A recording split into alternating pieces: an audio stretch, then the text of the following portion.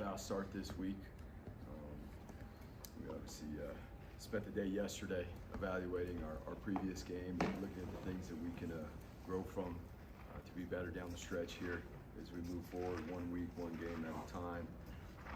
And again, like I said after the game on Saturday, I am proud of our players and proud of our coaches, how everyone stayed in the fight. We knew it was going to be a tremendous battle, and from that, we were able to learn things starting with us that we can do better, and will help us be better as we move forward here 1 week at a time.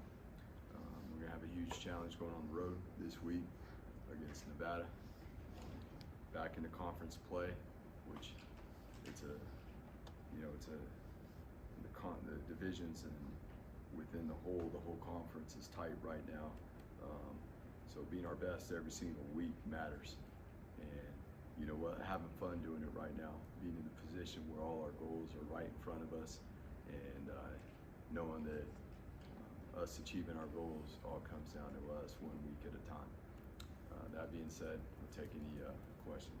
Does that make it any easier to move past a game like that, knowing, like, not to say it didn't matter, obviously, but I mean, in terms of the race and what the goals you do have, that really didn't impact anything? Well, I think no matter what it is, if you've played sports, you know that that's part of the competition, is moving forward and getting back out there and getting going again. And fortunately enough for us, we have so much right in front of us. And again, a huge challenge this week going on the road, going on down to Nevada, where we know that there's a team coming off a bye week that has probably spent a lot of time the past week working and getting ready to play this game the best they can. I think you guys had 2 QB hurries in the game. Both came in the first half. Both came. I guess the first question: What has Devin Wright done that's impressed you? And was there something that BYU was doing that limited you guys in blitzing, or was it just better for you guys to drop back and rush 4 or 3? Well, it's not. It's the protections, the amount of max pros, and the chip protections that they were using. That's a big part of it. Devin obviously got an opportunity to jump in when Dimitri went down. Him and Gabe did a good job jumping in there. They actually was proud of those guys for stepping up and doing the things they did do. Ultimately, it comes down to us winning our one-on-ones, regardless who it is up front, and how we prepare our guys to do so each and every week is a big part of it. I know you were focused on the game last week, but now that you're past the game, looking forward, how much do you want to continue to play BYU in the future? Yeah, we're moving on from that now. With Green, I know our game, we kind of the same talking points and storylines, but how have you just continued every week to see him continue to kind of take that next step with each week?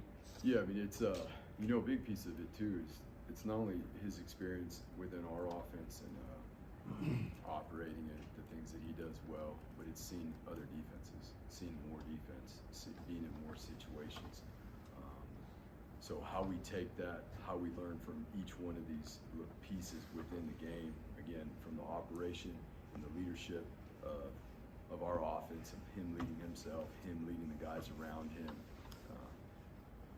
us putting him in position to do the things that he does well, and the players around him that they do well.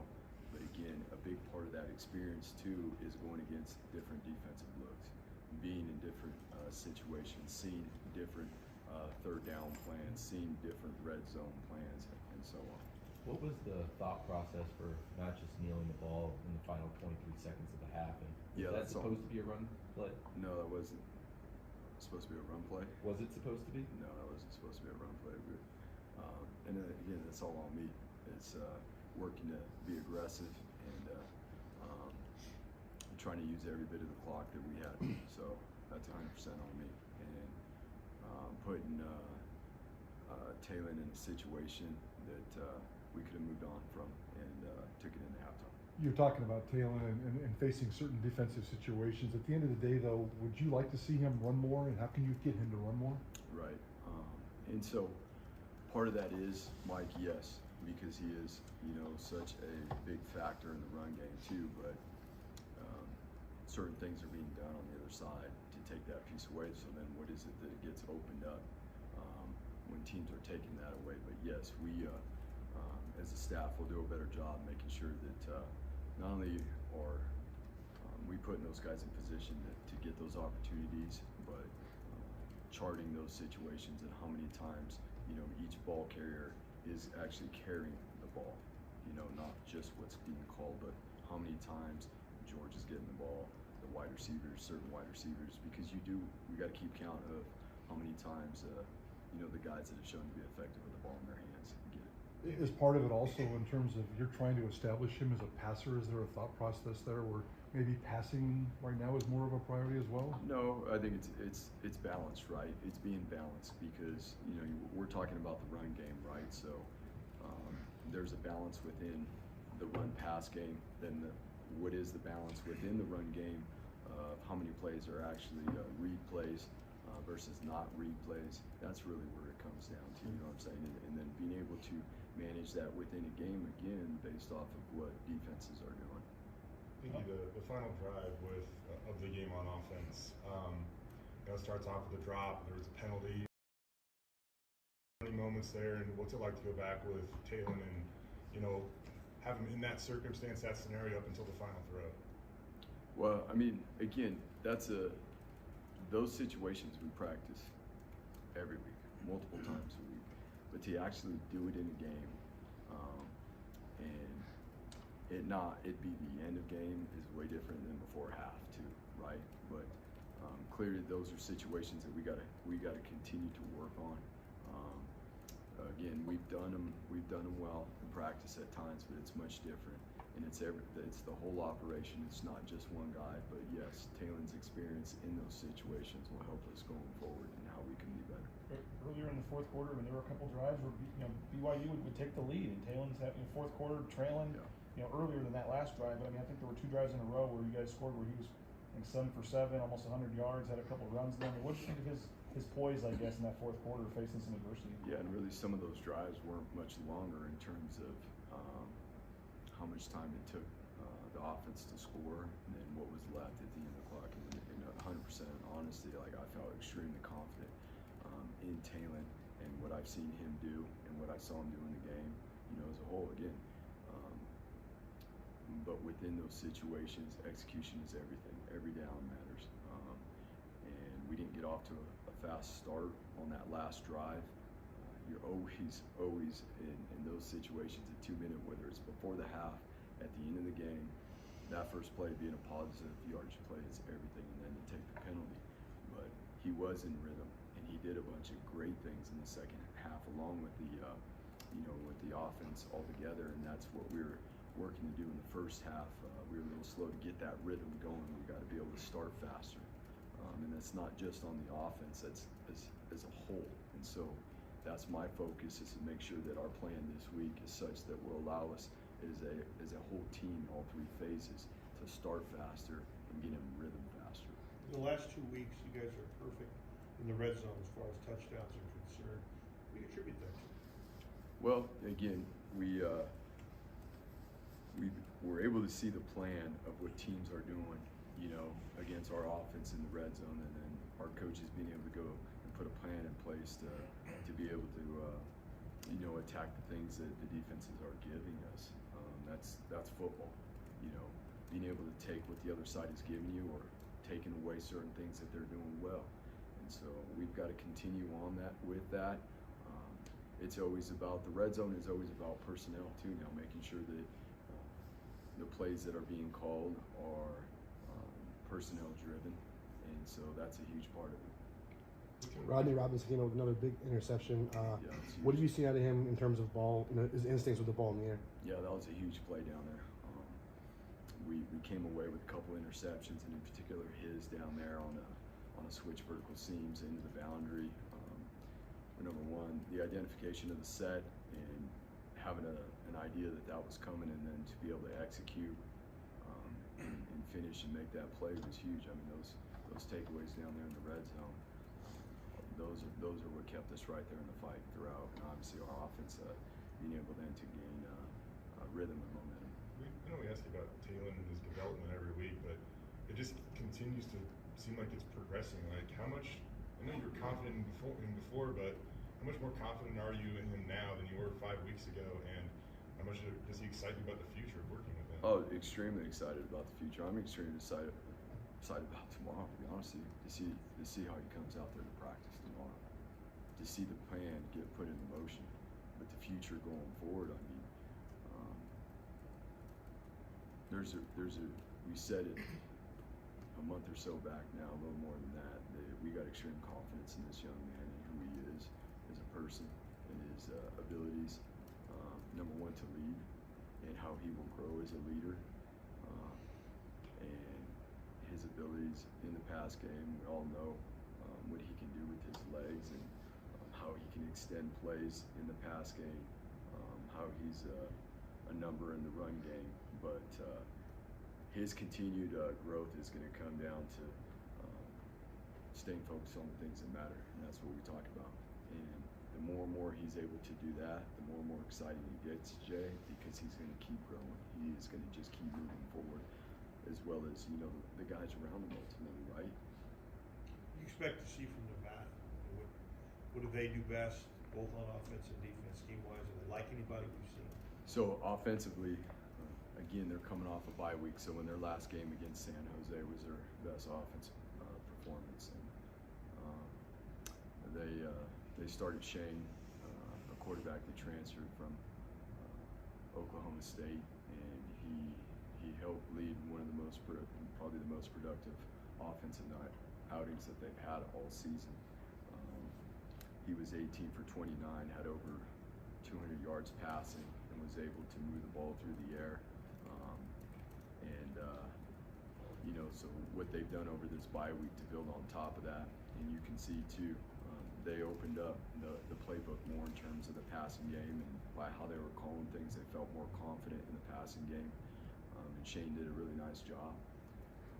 So we know, again, over the course of the bye week, they've continued to improve on those things. So we've got to do a real diligent job making sure that we're playing with great techniques and coverage, and we've got to be able to get to the quarterback. We've got to disrupt the rhythm of the passing game, and then handle the quarterback draws, the running back draws, and the screen plays that come off of their drawback.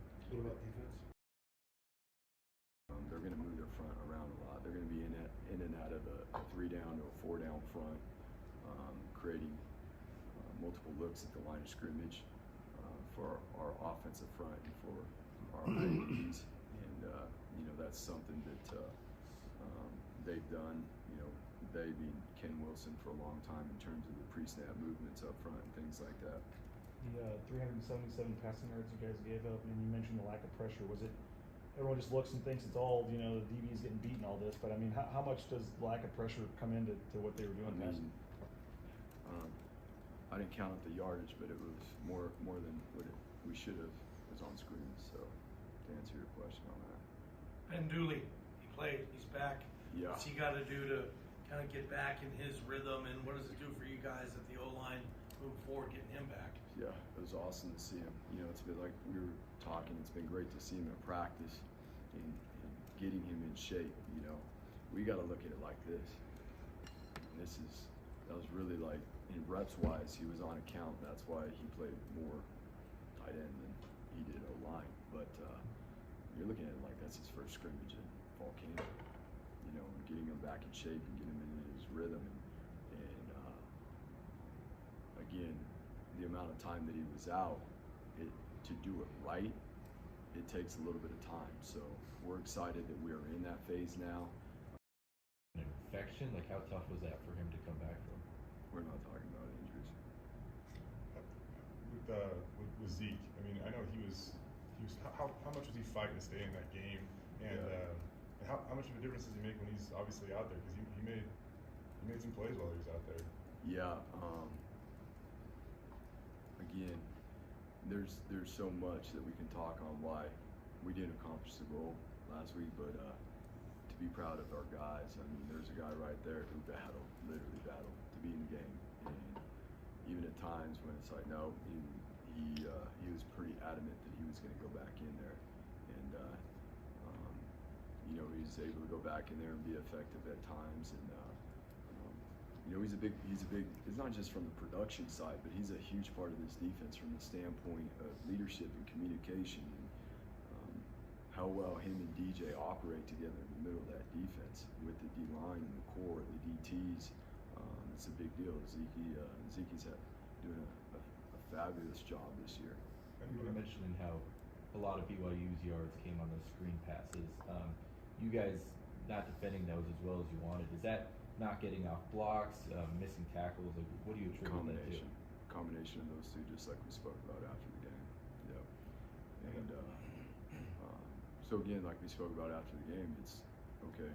It's always about what didn't we do well, and it's not like we need to go make up drills. We have drills. We need to do a better job as coaches. Again, starting with us, we will organize those drills better. We'll make sure that our fundamentals and technique are proper, and that our guys are ready to be able to cut it loose and play around, and fly around, and play fast. Because we have done those things well. We've done those things really, really well, and we know our guys will. We'll get to it this week and make sure that we clean that stuff up. Defensively, looking at the bigger picture, we talked about certain parts of it here and there, but the bigger picture, how did the defense as a whole grade out, and what came out of the BYU game that does concern you? Well, you know, there's certain things as within any game, like the stats aren't always an indicator. We've played in games where we've held teams to minimal yards in certain situations, but Mike, I'll be honest with you, we come out of those games like, there's certain things that are definitely not the standard in it. So, yeah, when the stats look the way they do, and things like that, yeah, it's obvious to the eye then. But it's no different, to be honest with you. Can we be better? Yes. Do our guys know that? Do our guys want to be? Of course they do. But Mike, it's no different than any other week. That's why we come up in here and we talk about, well, you guys did this and you guys did that this week. Talk about there's a whole lot that I buy by telling like, yeah, well, we got to be a lot better at this.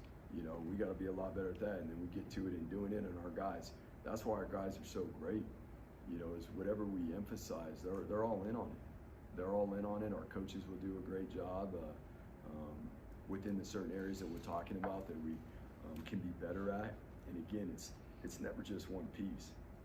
You know, as we're talking about, it's not the coverage. It's not just the rush. It's all of us working together. That's what defense is everyone. Is the front complementing the back complementing the front, and playing team defense. There were times last year, you know, opposing teams would take a lot of shots at Noe. I don't know if this is a bite your tongue moment where he can be better, or if the stats are lying that he's been good. I don't know, but what have you seen out of him and his growth, and how do you think he held up? He had a couple big pass breakups in that game. How do you think he held up against BYU? Yeah, I mean, again, we went into that game knowing that we're playing against a team that takes about as many shots as anybody in the nation. So, I mean, that's the MO. And, you know, the way those guys, the way he held up out there and battled, I mean, that's not an easy task. They call it being on an island for a reason, right? And, again, that's not just him, but there are a lot of plays made, you know, the other night. It's the way the game goes, just needed a few more. You know, and we'll work all together to get those few, you know, in our next opportunity. You had Scott Matlock make his return on Saturday. How big of a difference maker is he both on the field and kind of as a leader? Yeah, I mean, it's the defensive front when he's in there. It's different from the leadership standpoint. It's like having a coach on the field from the operation, and then you know, Scott draws a lot of attention when he's in there.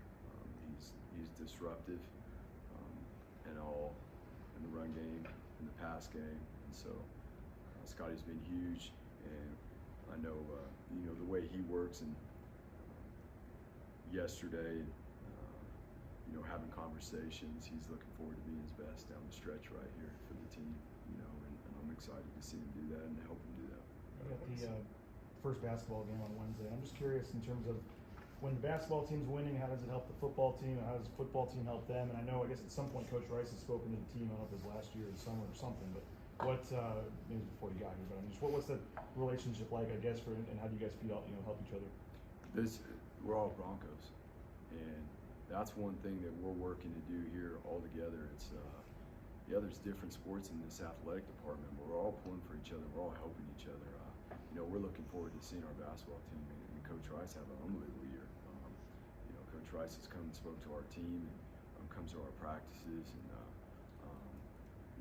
when our season, here after next month is over in January and February, she will be at the basketball games too, and with our players, players go and be there with our families. It's as well as the other sporting events. That's the cool part about being here at Boise State, is that everybody supports each other, and we're all in for the common good and to grow. The athletics program here, led by JD, and JD brings that to the table. The way he brings people together, and I'm just, it's a blessing to be a part of it. Because I'm just going to say, at times it hasn't always been that way. With Gabe, he's a guy that went from not a lot of playing time to a whole lot of it. How has he handled it? And for a guy that the bullets are live now, how do you slow things down for him, for a young guy that again was a big upset Right. quickly? Yeah, until you get that experience, much like we were talking about with some of the other guys, whether that's Cortez, we're talking about even Talon, right? Practice is practice, but getting the game reps and the game speed's different. It is, and we work as diligent and the best we can and being smart about it in practice to get that speed as close as we can. There's nothing like jumping in there, and at that point, you can't do anything but draw and rely on your training and your preparation and how you practice. And that's the cool thing about this sport is you build your rhythm, you prepare your instincts, you prepare your mind and your physical ability throughout the week so that you can go out there and react and play fast on game day. And that's the cool thing about this sport. You only play once a week. The rest of the week, you're getting yourself ready. Thank you, guys. You guys doing anything tomorrow with election day? At one point, the NCAA was trying to force you guys to do We that. have a day off. Then we haven't really Yeah. because Did you have to get a waiver, or did they just get rid of that rule?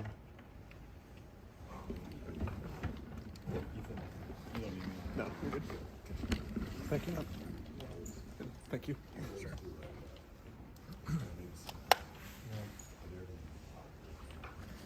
Thank you.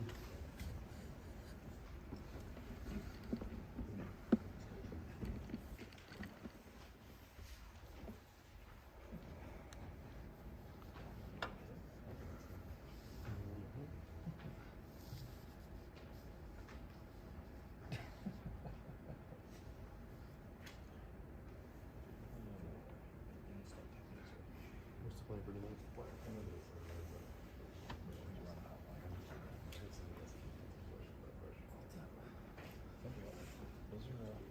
Huh? One of us that didn't get basically no comment or shut down. I think, yeah, we all get the trifecta today. I don't think JJ got any.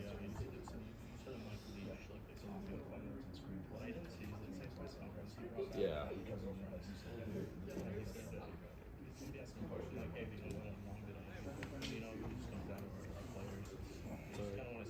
He didn't want to talk about the future of the BYU series, but Jeremiah didn't mind. That's right. He was supposed to do that. Yesterday. We were supposed to talk Saturday before the game. I guess he was busy or whatever. And then he called me while I was right there doing so we just talked Sunday. I'm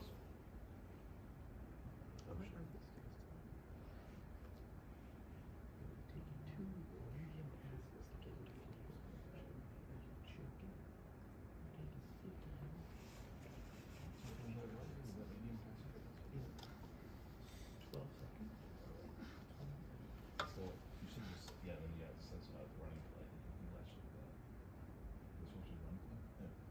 I didn't know if it was an option. Why would you pass in that situation? I watched it a couple times. Even though he's in himself too. I know. It's like, okay, thanks, guy. Even on the broadcast, Petra was just like, Run the ball.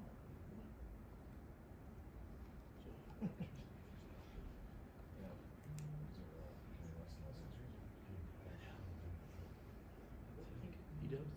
So does Jade Greenland. I don't even mind that in my house. It's going far. It's going far. I don't see it.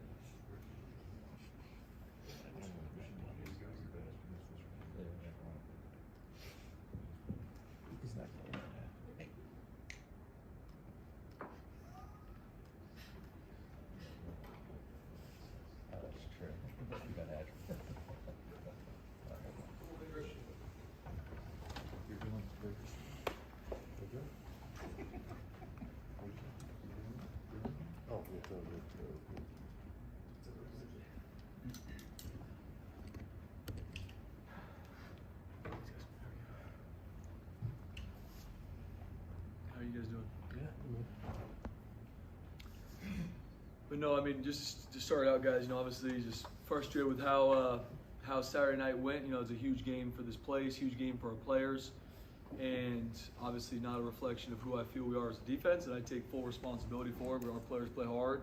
Obviously did not play to the standard we want to play with, and 100% falls on me, and we'll make sure we got some intricate ways we're going to get fixed, and we will in the future. What would be the priority coming out of the BYU game in terms of what needs to be fixed?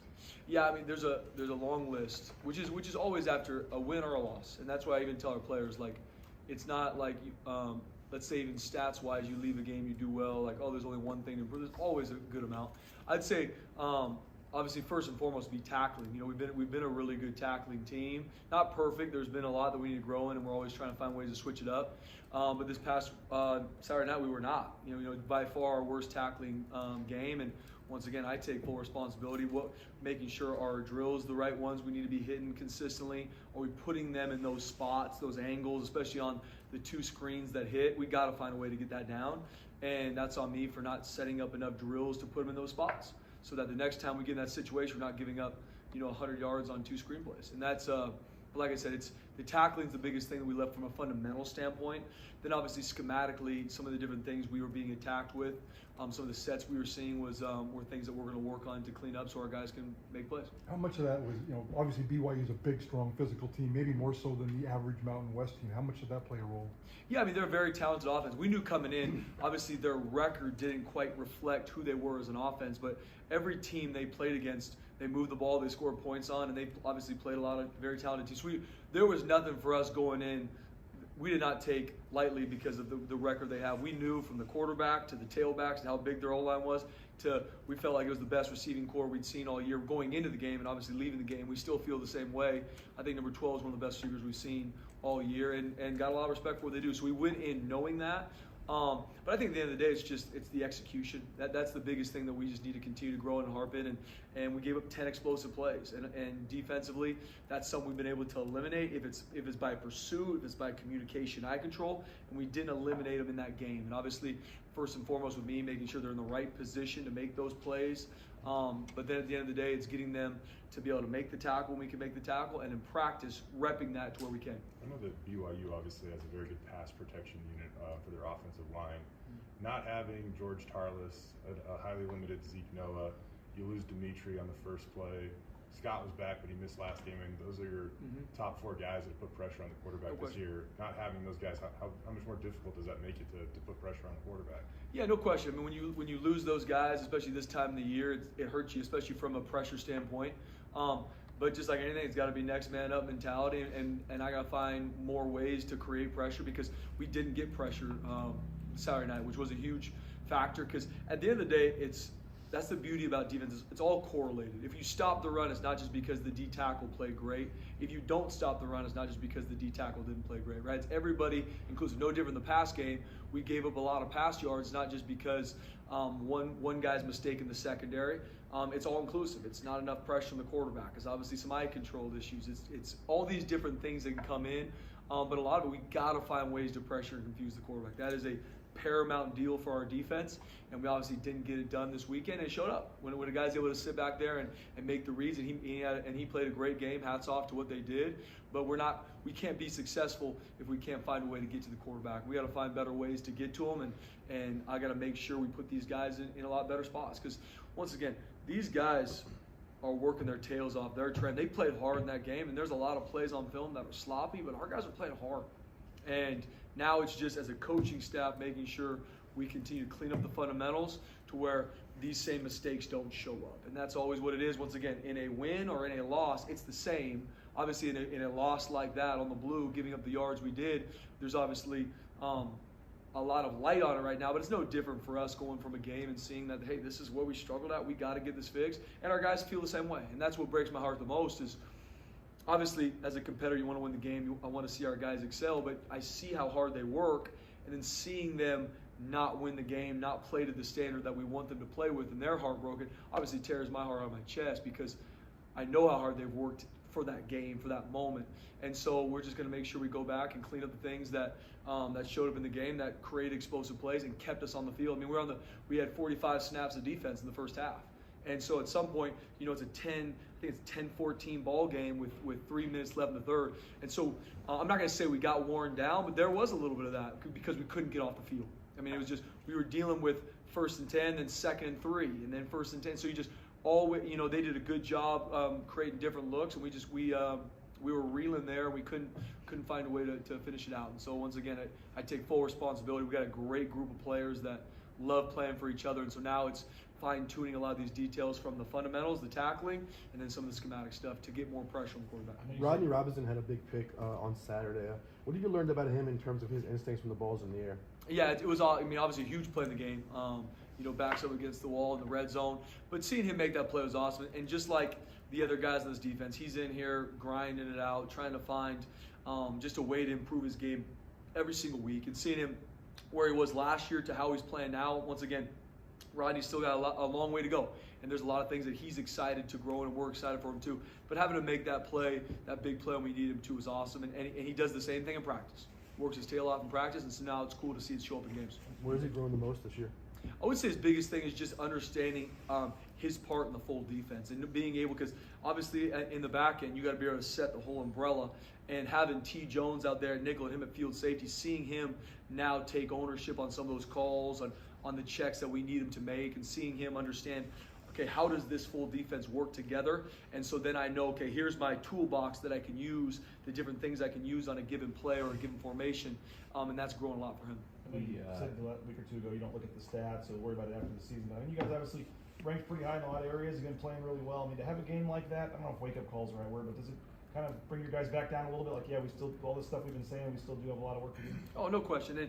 And I will say this, like, it definitely is one of those things for this group and for our defense. It wasn't, I can't say it a wake-up call, because it's just every week you live on the razor's edge. And going into last week, going into the prep for, going into practice, everybody knew the opponent that we were about to face. You can watch the film and see how good their receivers are, that quarterback was, their O-line.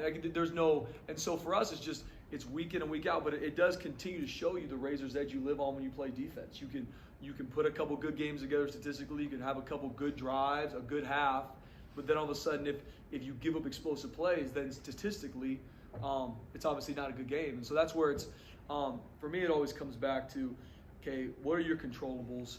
Make sure you always find the why from a game. Okay, why did that go wrong? Not just that you're frustrated, but okay, why did we not tackle well?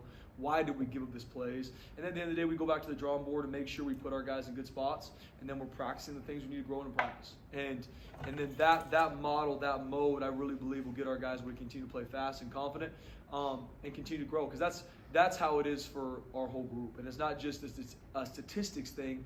It's so that these guys can be confident and play fast on the field. And usually that turns into you playing really well statistically defensively. You mentioned trying to dial up things to get pressure. We didn't see too many blitzes. Not that you guys blitz an insane amount.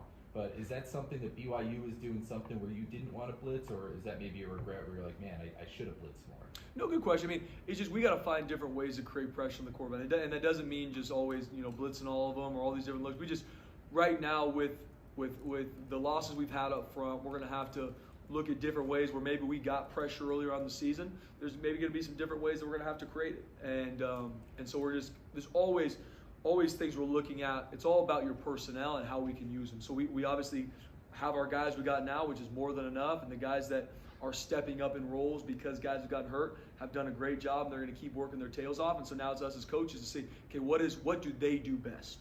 Maybe George did this really well, but now how do we get blank player to play very fast and confident and do a lot for this group? And so that's the biggest thing. It's not, for me, it's not so much, okay, what is this pressure? What's this blitz power? It's just what do our guys do really well, and what can they execute at a high level when they're on national television, and nobody wants to make a mistake when that happens. So let's build the confidence in practice. Nohe and Caleb had some good moments and some bad moments.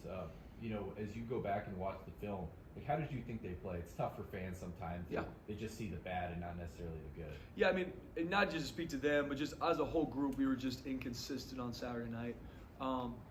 Very proud of how hard they fought, and like I said, we watched a lot of this as a full defense yesterday, and we just kind of just showed the flow of the game. I mean, and I used the score being, whatever it was, 14-7 or 14-10 at, so many minutes left in the third, because after a game like that, sometimes as a player, even as a coach, you can just be like, oh, what in the world happened? But you just, okay, why? Why did these plays happen? Why did we get in this situation? Why did we give these explosive plays?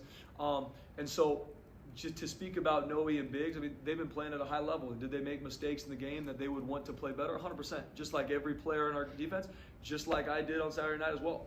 And I mean that from the bottom of my heart, because at the end of the day, as a coaching staff, for me, it's all about putting these guys in the right spot. With every call I make, the only thing that I want is for them to be in the right situation to make the play. Then it's them going out there and executing, having fun, and playing fast and confident. So every player on our team, every coach on our staff looks at a game after and sees, okay, how can we grow? How can we learn from it? But proud of Noe, proud of Biggs, and they did some good stuff Saturday night. Obviously, there's some things they want to be better at, and we're going to work at it starting tomorrow. What do you see in Nevada? Yeah, so it's really, watching the San Jose State game, you really see them kind of come into their own as an offense. They're taking all cylinders. I got a lot of respect for what San Jose State does defensively, and seeing them what they did. To me, I feel like they're starting to really find their knack.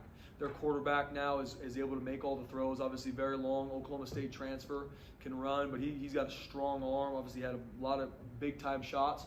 And then their tailback's been there for a long time, tough runner. Tough to get down. You very rarely see one guy tackle him. And they got a good receiving corps. And they've done a really good job mixing up the looks, mixing up the formations, and getting in and out of a lot of different personnels, especially via tempo as well. So I know it's going to be a task for us Saturday night, and especially going to their place. Got a lot of respect for what they do. Got a lot of respect for their staff, and so our guys are up here right now, back to the drawing board to continue to find ways to play good defense. In terms of self-scout, do you think Nevada's going to look at this and say, okay, here's a blueprint for how to attack this defense. We're going to copy a bunch of stuff that BYU was doing. Do you expect that, Spencer? Oh, yeah, absolutely. And I think regardless who you play, that's why as a defense, we got to always look and see, okay, what has shown up? First off, how have people attacked us?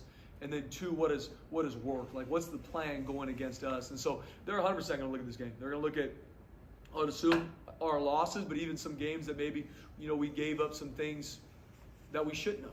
And they're going to look at, I would also assume, some offenses that are similar. But they're going to look at it and see, okay, these are some plays that hit us, and we're going to have to go back, and we're going to continue to rep the things that hit us in BYU. We're going to rep the things that hit us in UTEP. We're going to continue to rep those as the season goes on, because that's how it is.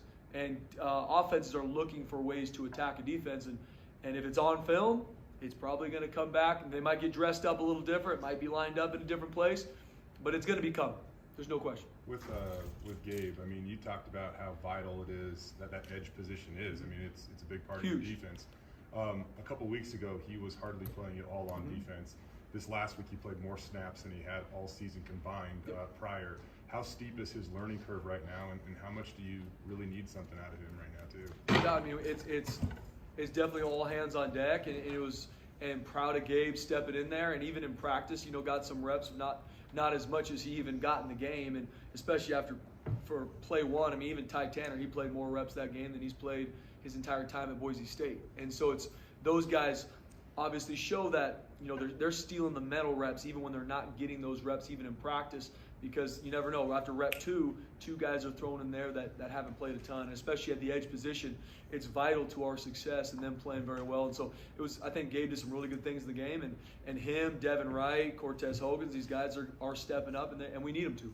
And they're excited to do that, and they're going to be grinding, and we're going to find ways to put them in good spots come Saturday night. What do you remember about recruiting Gabe? Yeah, I mean, coming out of high school, Gabe was a Texas kid, and having him come to Boise. I remember Coach Schmetty when he was here recruited him, and I just remember when he came on campus with his family, just a great kid, and one of those situations where he had some different opportunities, but came to Boise, fell in love, and he's been a joy to coach, and he's a guy that doesn't say much except yes sir, no sir, but he always shows up early, grinds. And it's cool to see him develop the years he's been here. And that we talk about working in the dark a lot with our defense, because what you do in the dark will always be brought to light. And he's a guy that showed up. I mean, hasn't played hardly at all, and then now on one of the biggest games of the year, he gets in there and has a lot of snaps. And so it was awesome to see that he's been paying his dues, and now he's able to get some reps. Last one. You brought up Ty Tanner, or actually, I want to ask about Zeke. It was the last one. Mm-hmm. How much was he fighting to stay on the field, and And I mean, truly, how much of a presence does he make? He played like 30 snaps and had 8 tackles. Yeah. Yeah. No, he's huge. I mean, he's a huge part of obviously what we do defensively, but even more from a leadership standpoint on the field, the presence that he brings. And so without him, it's always going to be different. Obviously, we need guys to step up when someone gets down, but wishing him a speedy recovery because he's one of the toughest players I've ever been around. So when he's in pain, he's hurting because he'll push through. He'll push through anything, and so wishing him a speedy recovery because without him, we just he's a huge part to what we do too. And it's next man up mentality, but it's also for me, you got to give credit where credit's due with some of these guys that have put the time in. That like a Zeke, where we love him being out there, and we're gonna pray that he gets back quick. Awesome. Thanks, guys. Appreciate it, guys.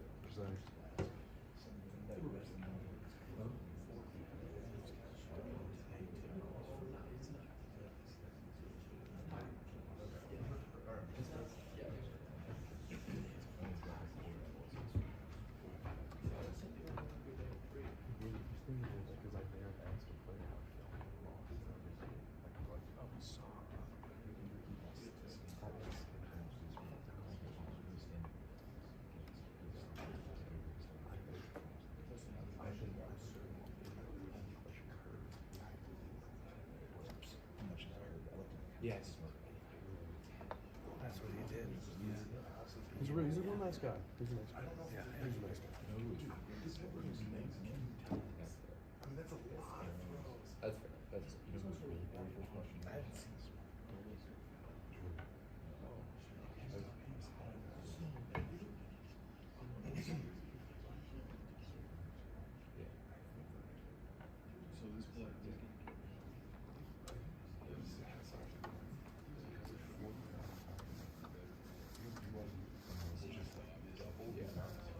Well, on the Halls and the 4 gate guys, between passing for a touchdown, makes 1 out of jail. And that's like, It was a terrible question. yeah.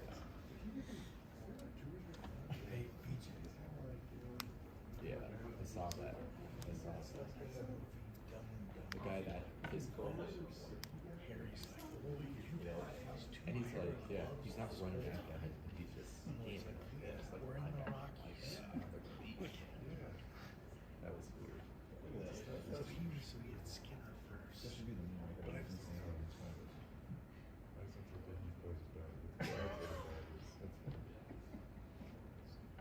so Skinner was first. Oh, so we heard this guy.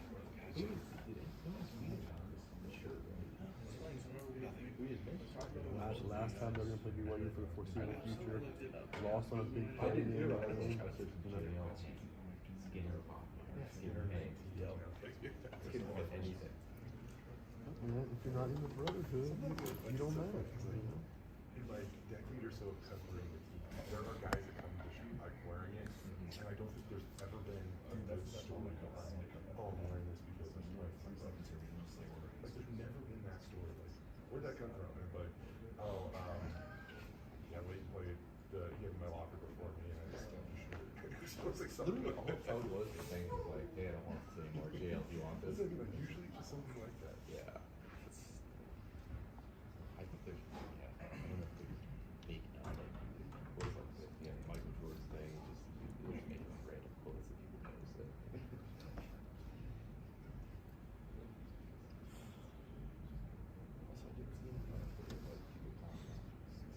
Yeah, that's the other one. I was like, I don't think people I get think texts. there was one that That'd be wild if Isn't you he get texts. Exactly.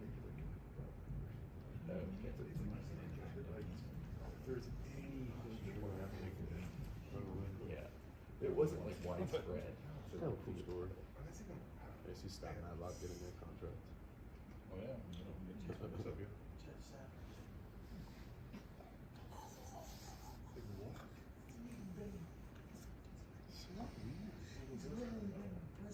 No, dude, he was great. We have to get him back on the schedule. We want to schedule a future him.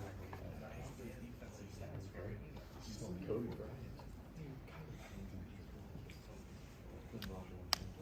I think the small hands thing is really overrated. He was like holding the ball about like the tip. Well, the thing is, I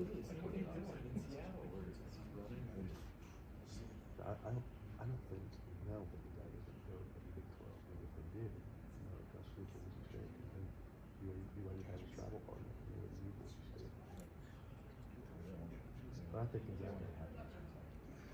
Yeah, exactly. And that's the more natural. That's the more natural fit. Yeah, like it's saying about that. I can't walk with him. Just give us our 5 minutes.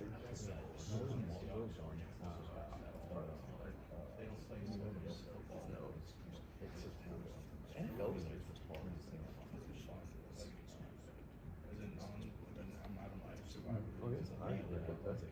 Just watching as a fan, it's fun. Like the Jets beat the Bills. I mean, the brand is good. I guess you can make an argument for Texas and normally that it's not, but right now the Big 12 brand is better. So at least even the spread, I bet it didn't want to see. Taking is so easy. Yeah, that would be a ton.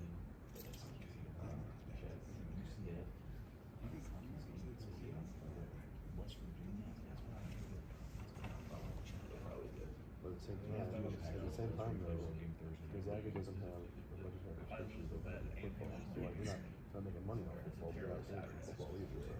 So maybe they can afford that travel costs. Listen, what I'm saying. Yeah.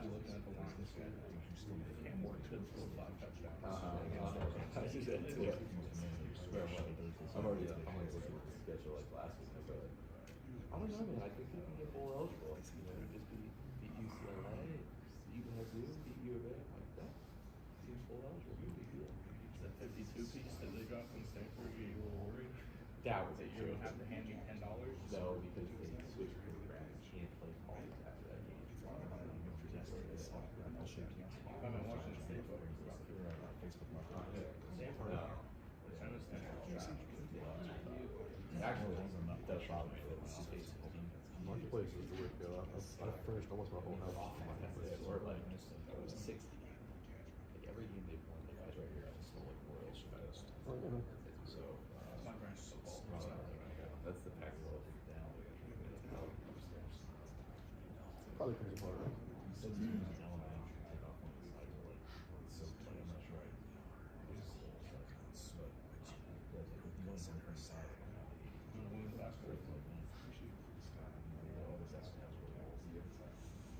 problem is I'm not actually using the recorder. This difference will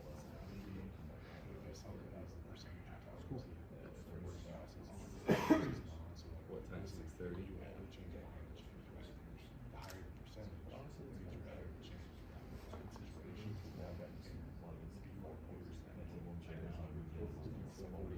It's the same timeline for them, and you get the same amount of timeouts, and You're right. it's like an extra timeout.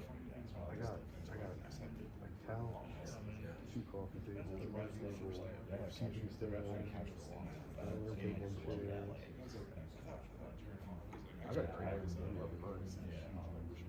So it's one of those like it's L-shaped and it's got an ottoman to it. So it's got like it's like the regular couch and it's got the chase lounge thing on it. I could do it. He's not throwing 30-yard balls. And honestly, with something like that, you look at it, you look like this shit.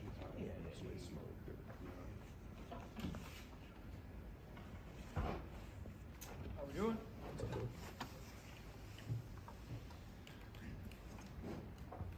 I know everyone's gonna look at kind of the last drive, but the couple drives before that in the fourth quarter where BYU, took the lead, and Talon had, some fourth quarter adversity trailing. I mean, he had like couple really good drives there. What would you make kind of his poise under pressure there in the fourth quarter? Yeah, good. He did a nice job. He answered and got the lead a couple times, and just couldn't get that last one. With that last drive, Dirk, what are the teaching moments? I mean, how big is that first completion, and even up to the final throw? What did you see from Talon? Yeah, Taylor did fine. I mean, just we practice that situation every week, every Wednesday in practice, some variation of that, and we got behind the chains. We dropped a pass on first down. Could have easily been 2nd and 5. We throw the screen on 2nd down, get the penalty. So now we're way behind the chains, and that was a really nice throw he made to get us back to the 4th and 8. And we called what we thought was our best play. They were in a drop 8-man coverage where they had some extra guys, and he was just a little bit late getting back to number 2 on that. And we had run that play earlier in the game. So, Talon played fine. All I tell you guys every week. I mean, all the experiences he's getting in the game, in each game, that goes into his experience bank. That's gonna help him through the rest of his career. People want to know why he's not running more, but I mean, he sits there. It looks like he's really comfortable in the pocket. You said a couple weeks ago, well, they're caging him up. They're doing a good job. Are they not letting him get out? He's going through the progression. I mean, how do you assess it? Do you remember the one that was in the second half? It was 2nd and 1. It was 2nd and 1 from the press box going towards our bench, and he pulled it on the read, and he kept it, and he cut it up for a 5-yard gain and went down. He took a dive. You remember that play? So that's in a nutshell. That was zone read, and in a nutshell, that when I say people are boxing him in, I mean, ever since the first game when he just ran around San Diego State's defense, I mean, that's what defenses do. They keep leverage, and they make you cut it inside. And so, Talon wants to use his speed, but at 6'5" or 6'6", whatever he is, and 215 pounds, that guy doesn't want to run between the tackles very much. I mean, he's going to get killed running in there. So that was a good example of him running, getting the first down, not taking a shot. But it's unrealistic to think he's going to run around the defense. Like those guys are on scholarship too. They're coaching them to keep their leverage. With on your guys' first touchdown drive, how much of an asserted effort did you guys make to get the ball to Latrell, and how much can he kind of spark things? Because he certainly did on that possession. You moved him around too out of the backfield on the touchdown. Yeah, Latrell and Steph Cobbs, I thought both played really good in this game. It wasn't a concerted effort at all. In fact, 2 of the 3 catches in that drive where he had 3 were Talon checking off at the line of scrimmage to a better play than we were in. So that was just, luck of the draw. We were trying to do something else. They gave us the wrong look. He checked us out of it and got to the crossing route, and Talon made 2 good throws, and Latrell made 2 nice catches. The layering on Talon's throws seems like he'll have 2 of those. How much has he gotten better at that, and how impressed were you with some of those throws? Yeah, I was real impressed. I mean, he's been threading them pretty tight. I mean, he had some tight windows there. Those 2 to Latrell, that one. I think it was in the 3rd quarter to Cobbs over the middle. I mean, that was a very tight window. In the 4th quarter, the one that he hit McAllister on, Emack was a little short on his route, which makes those windows even tighter, and he threaded that one in there. So Talon has improved a lot, and that's part of what we got going on right now. Is we're a solid running team and an improving passing team. And I think I probably hurt us in the first half by being a little too conservative. We were actually trying to get George going more than we were trying to get Latrell going. And then if you think about it, if you take out the one player at the end, we had 4 total drives in the first half. We had a touchdown and we had 3 3-and-outs. We had a 3rd and 1, a 3rd and 5, a 3rd and 6, which leads us to getting 17 plays in the first half. We couldn't convert a 3rd down. And to get more plays, you got to stay on the field. And BYU was able to do that. We weren't. What is the thought process of not kneeling at the end, trying to go? Do you want to go for a couple passes, or what is that? I would say we put Talon in a bad position there in that situation with 23 seconds left in the half. That was something that we should not have done. We should have ran the ball there. We were going to get the ball at the start of the second half, so that's a bad coaching decision by the play caller. You mentioned Let me go back on that real fast. That's a bad decision by the play caller, and I take full responsibility for that. With that said, that is a great learning lesson for the quarterback, because ultimately the coach calls the plays and the player plays the game. And so those are the kind of things that he's learning all the time. And like I said, I try very hard to not put Talon in disadvantageous positions, whatever the word is. But I did there, unfortunately, and we paid the ultimate price. Thank God it didn't hurt us, thanks to an unbelievable defensive stand by our defense. I know it's not probably black and white, but is there like a time there like you'd want to see on the clock to put the pedal down, or? A time and a field position, both. Yeah. Yeah, a time and a field position, and timeouts. And when we had the timeouts, we didn't have enough time, and we did not have good field position. You mentioned him checking off a couple of plays. How much freedom or whatever does he have at the line, and how's he improving in that aspect? He has always been pretty good at that.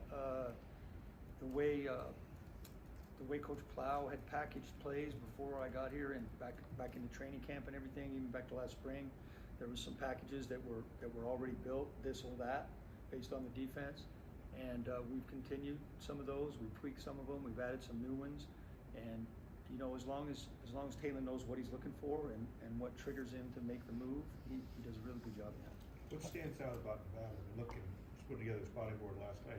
The numbers on defense aren't that bad. Yeah, when you watch their defense, when you watch Nevada's defense, you're going, how has this team lost 7 straight games or whatever it is? Because their defense, they're real solid. And Coach Wilson, of course, was with Coach Avalos at Oregon. They coached together. It's a similar defense. There's some differences, but it is a similar defense to what our own team runs. And I think they're playing pretty good on defense. They got a lot of new players. They went through a lot of transfer situations, so I think it's only 2 starters returning from last year, but they are playing real solid, and we're just we're right in the middle of that right now. Kate Conley was back at center. How'd you think he played and some of those interior guys who had to get moved around? Yeah, we're having to continually make some moves because we're having a hard time getting our top 5 in there at the same time. It hasn't happened yet this season, but getting Kakani back was good. And Will had to move over to left guard, and Will's kind of the guy that can play all 3 positions inside. BYU, that front was easily the hardest to move. They were bigger guys, more physical. I thought 92 from BYU was a really good player. I thought he was their best defensive player, and he gave us some problems on the edge, especially gave our tight ends some problems. I thought the O-line still did a pretty good job. We weren't able to run the ball as successfully as we hoped to, and they blitzed us a little bit more on the edge than we thought they were going to, but that's just part of the game. Are you getting closer to finally getting your top 5 out there?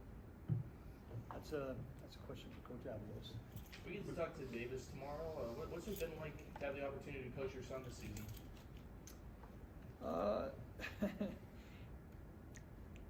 Yeah, I mean, honestly, me and Davis are really close, but when we're in the room like this and the guys are there, I see Davis as a face in the crowd, and we have little conversations sometimes, but mostly about other stuff. I try to coach him the same as I'm talking to everybody else, and Davis wants to be a coach himself, so you can ask him what he thinks about that. He probably has more to say about it than I do, but it's been fun for me to be around him. That's one of the reasons I wanted to be involved in my previous role, so that I could be around him, come to practice and be around him his last year. But I don't know. Since you took over this job, have you had to be more coach than dad than maybe you would have in the past?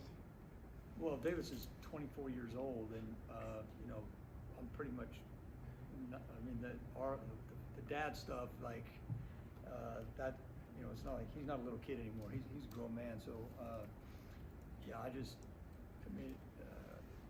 just coaching him right now. I mean, we're not having any father-son talks right now. Dirk, a player of Taylor's athletic ability, quarterbacks of that athletic ability, yeah, they're looking downfield, but a lot of times you'll see him creeping down to see if there's a way they can get out of there, and they'll go on foot. I don't see Taylor do that. Is that a good sign as a coach where he's not just quickly trying to get out of there? But you also just asked me, you just told me that people want to see him run more. So I told you a week or two ago, guys that drop their eyes and look at the rush, I don't want to coach those guys. I mean, those guys aren't, you know, Taylor wants to be a quarterback, and he's always going to have that running ability. And yeah, we might need to run him more. That's a legitimate point. And you know, we had more read runs called in the game than he kept. I mean, again, the defense dictates that sometimes by how wide the read guy is and if the read guy gets up the field or not. But Taylor, he does not look at the rush, and he does not pull it down and look to run. He has really good instincts. You know, he has really good instincts on how to get himself out of trouble, and those are all good things for his long-term future. You know, like, again, he's going to be the quarterback here for a while, and I'm sure he has visions of playing beyond Boise State. And to be a good quarterback, he needs to keep doing those things. With your experience, can you teach poise Monday through Friday, or is that just something you learn on Saturdays? You can talk about it. You can talk about it, and you can show situations, but you can never practice it enough. Like I said, we practiced the different forms of 2-minute drill on Wednesday, but we're on a time schedule. Like, we got to get out of practice at 11:15 so these guys can go to class.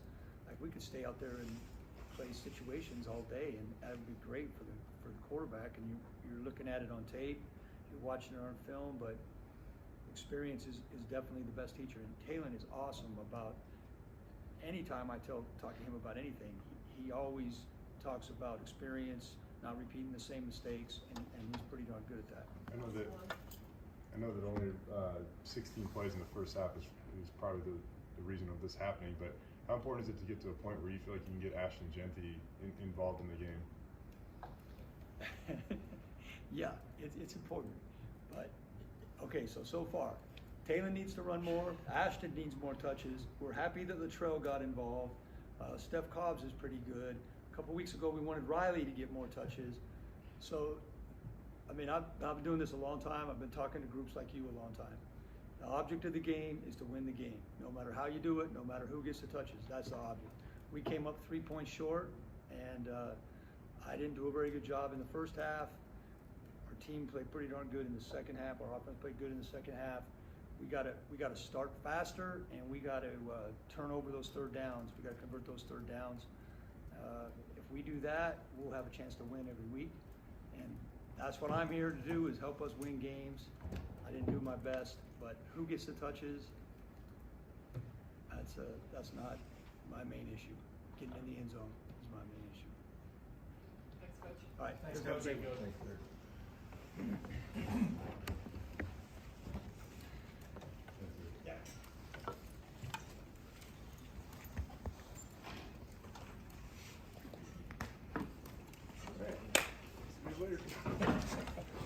Heck of a day. That's coming.